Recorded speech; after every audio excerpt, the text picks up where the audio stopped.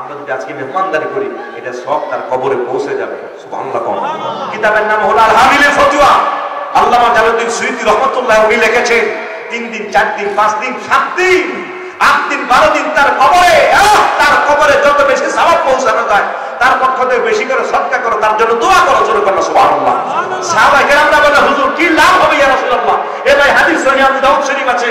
আন আবি হুরায়রা রাদিয়াল্লাহু তাআলা আনহু قال رسول الله صلى الله عليه وسلم ان الميت في القبر كالغريق المتغوص ينتظر دعوة تلحق من ابي او ام او اخ او صديق فاذا لايقته كان احب اليه ما بين السماء والارض رواه ابو داود البيهقي او كما قال عليه السلام। চিৎকার মেরে আওয়াজ করে বলে আল্লাহু আকবার। আওয়াজ করে বলি ইয়া রাসূলুল্লাহ। ফালতু স্লোগান না, ব্যাখ্যা ওখানে দিয়েছে, এটা ইমানি স্লোগান। কথা কোন ঠিক না বাকি? আল্লাহ সহিহ বুঝদান করে। সম্মানিত হাজিরিন, হাবিবে কিবরিয়া বলেন ইন্নাল মাইয়াতা ফিল কবর, হাদিস যে মৃত ব্যক্তি যখন কবরে রাখা হয় তো কবরটা হলো তার কাছে এমন, ও আল্লাহর বান্দারা কাল গারিবের মুতাকাওয়াসে ইয়ান্তাজির দাওয়া। ও একজন সমুদ্রের ভিতরে একজন মানুষকে গারিব মানে সমুদ্রের মধ্যে নিমজ্জিত একজন মানুষকে যদি বঙ্গোপসাগরে ফেলে দেওয়া হয়, আটলান্টিক মহাসাগরের মাঝখানে যদি ফেলে দেওয়া হয়, এই মানুষটা ডাইনে আর বামে তাকাবে, চতুর্দিকে খালি পানি আর পানি, আরে ভয় তো তার প্রাণ চলে যাবে। কথা না ঠিক না? কি সাঁতার কাটবেন সম্মানিত হাজিরিন, সাঁতার তো আসবে না এই অবস্থা দেখে। হাবিবে কিবরিয়া বলেছেন এই মানুষটি যিনি কবরের মধ্যে, তার অবস্থাটা ঠিক এমনই মনে হয় আটলান্টিক সমুদ্রের মাঝখানে কেউ ফেলে দিলে যেমন মনে হয়, তো মাইয়ের তার কবরে এমন একটি অবস্থায় এই মানুষটি সমুদ্রে নিমজ্জিত মানুষ, সে ডাইনে তাকে আরে কেউই আসে কোন জাহাজ দিয়ে, একটু কলার ভেড়ানি পাওয়া যায় একটু ভর দেওয়ার মতো, একটা নৌকা নিয়ে সে জাহাজ আছে, সে অপেক্ষায় থাকে পাইলে যে খুশি কাকে বলে। নবী পাক বলেছেন মৃত মানুষটি তার কবরের ভিতরে সে অপেক্ষায় থাকে, দাওয়াতের একটু দোয়া যদি কেউ করে, মা বাপ ভাই বোন ছেলে মেয়ে এরা একটু দোয়ার আয়োজন করে, দোয়াটা পাইলে তার কাছে এমন দামি মনে হয় মা বাইনা সামাই ওয়াল আরদে, ও আল্লাহর বান্দা এই সামনে তোমার যতটুকু জায়গা দেখবা না পুরা খোলা জায়গাটা সোনা দিয়া ভরে দিলে একজন দুনিয়ার মানুষ যেই পরিমাণ দাম তার কাছে আছে এই জায়গাটা দিয়ে পুরা সোনা দিয়া ভরে দেয়, আমরা খুশি। একজনকে যদি দেওয়া হয় এই পরিমাণ সোনা আমরা দিয়ে দেওয়া হইবে, খুশি হইবেন না?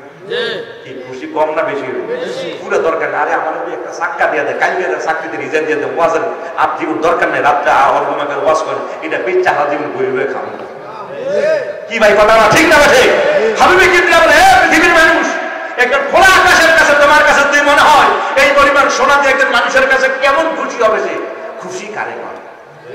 কি ভাই কথা না ঠিক না? ভাই খুশি কারে নয়? হাবিবে কিবরিয়া বলেছেন একজন পৃথিবীতে জীবিত একজন মানুষের কাছে সামনের পুরা খোলা জায়গাটা যদি সোনা দিয়া ভরে দেওয়া হয়, একজন মানুষ যেই পরিমাণ খুশি হয়, মরা মানুষ যদি কবরে আছেন ওনার কাছে একটু দোয়া যদি কেউ পৌঁছে দেয়, দোয়াটা পাইলে তার কাছে সোনা পাইলে একদম দুনিয়ার মানুষ যেই খুশি না হয় এর চেয়ে বেশি খুশি মাইয়ের কবরে হয়। শুরু করা সবাই এবার বলেন সেই মাইয়ের জন্য দোয়া করা দরকার?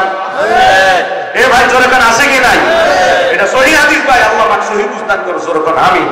সম্মানিত হাজির, এদের কথা শুনবেন না বন্ধুগণ আমার, সর্ব জায়গা আপনার নামে হিট করতেছে এবং আপনাকে আমাকে ঈমান আমল থেকে বরবাদ করে জাহান্নামের দিকে নিয়ে যাচ্ছে। আল্লাহ হেফাজত করে সবাই কোন আমিন।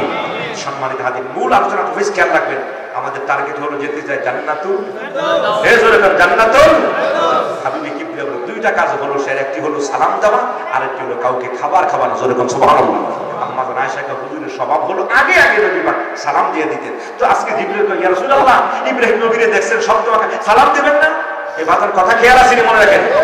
সম্মানিত হাজির, টার্গেটে আমরা ওই তাফসীরে ব্যাখ্যা করতেছি, এই জন্য কোনো ধারাবাহিক ঘটনা আসবে না, আলোচনা আসবে। আল্লাহ পাক বরকত দান করুন। জোরে কোন আমিন।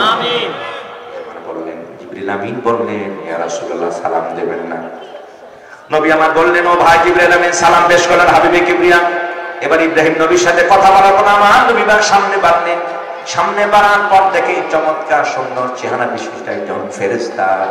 জিবরিল বলল ইয়া রাসূলুল্লাহ হাদা মালাকুন ইয়াকুনুনা রিদওয়ান, উনি জান্নাতের প্রহরী হযরত রিদওয়ান। সুবহানাল্লাহ।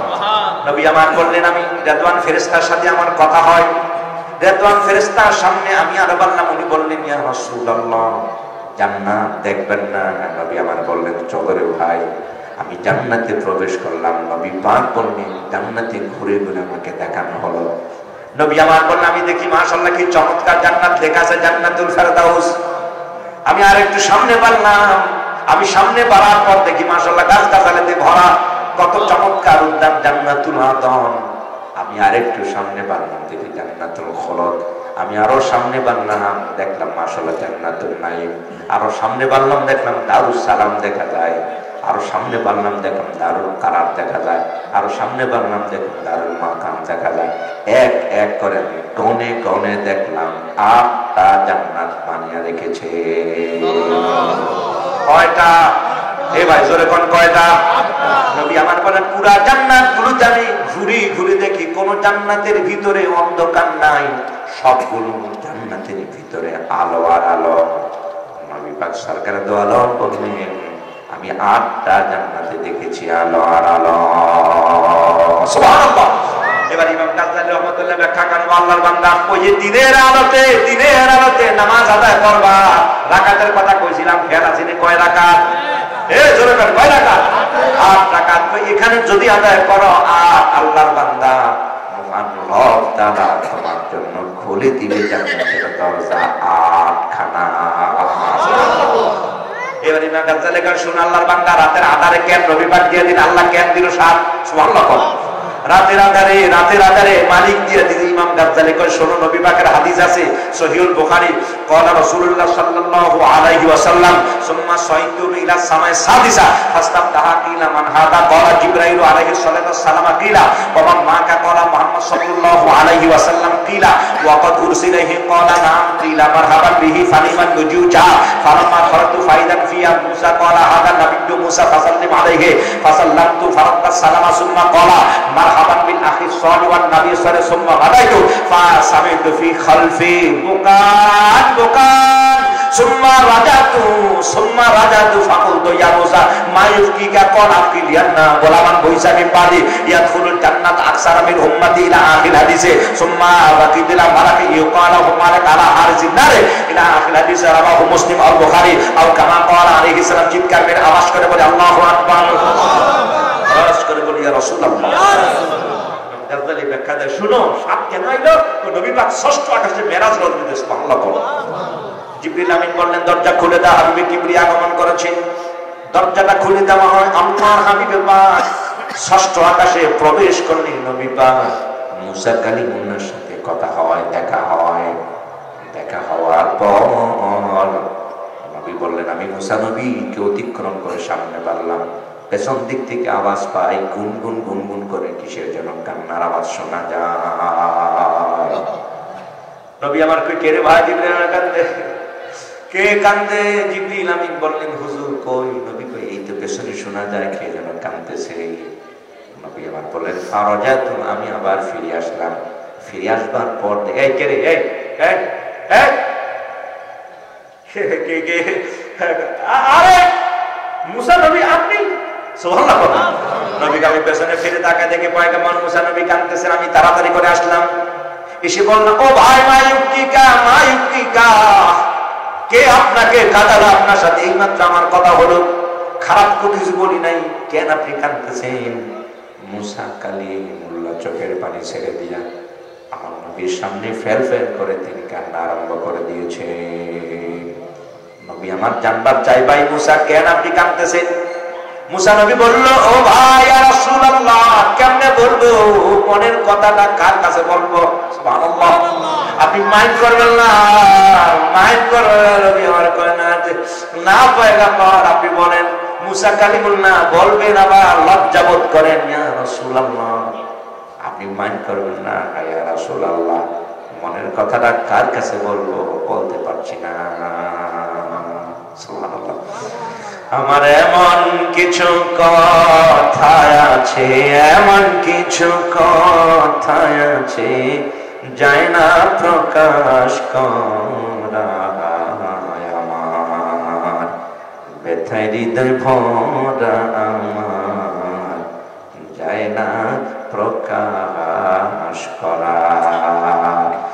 আমার এমন কিছু কথা আছে, এমন কিছু কথা আছে যায় না প্রকাশ করা, আমার হৃদয় ভরা আমার যায় না প্রকাশ করা। মুসানবী বলেন, ইয়া রাসূলুল্লাহ, এই পৃথিবীতে আপনি আমার পরে আসবেন, আপনি আমার পরে এসেছেন 2000 বছর পর, আপনার এমন উম্মত আছে 3000 বছর পর এসেছে, 4000 বছর পর আসবে ইয়া রাসূলুল্লাহ।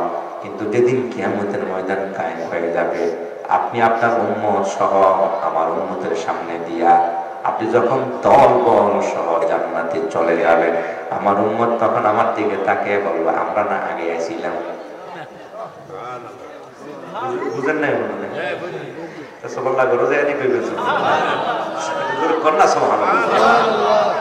নিদান কালে কাঁদবে সবাই নাফসি নাফসি, ও মোদের নবী কাঁদবে মোরা কেমনে বাঁচি, কেমনে বাঁচি মোরা, সেই নবীর উম্মত হতে পেরেছি আমি ধন্য গো রাসূল, তোমাকে পেয়ে আমি আরো বেশি ধন্য, তোমার উম্মত হয়ে আমি ধন্য গো রাসূল, তোমাকে পেয়ে।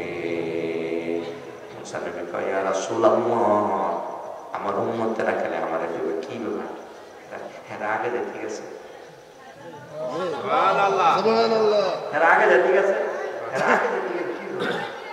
সত্যি বলবেন, ইয়া রাসূলুল্লাহ, আমার উম্মত সেদিন আমাকে বলবে, ইয়া রাসূলুল্লাহ, ও মুসা কালিমুল্লাহ, এরা কারা? এরা আমগো পরে আগে আগে যায়। সুবহানাল্লাহ।